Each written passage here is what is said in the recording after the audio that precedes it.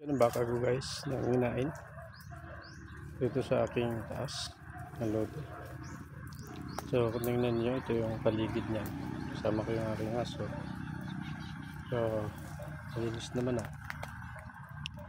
At yan ang ating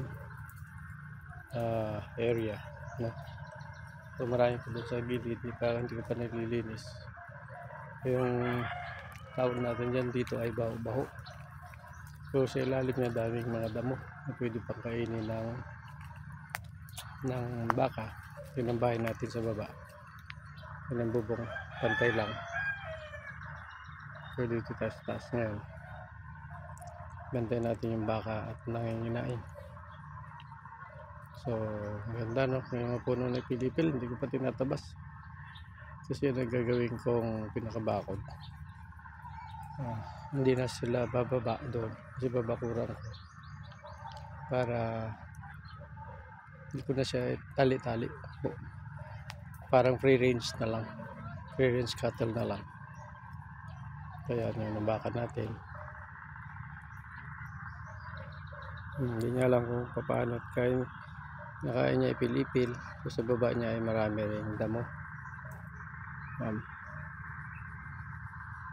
So yan ang update natin ngayon. Medyo maganda na katawan.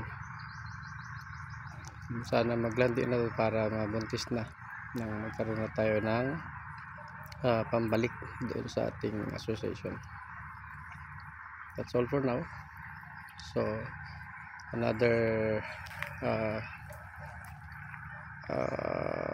pagbalik ulit sa view ng ating area kung saan pinagtatabas natin itong baw-baw at nilagay dito sa gilid.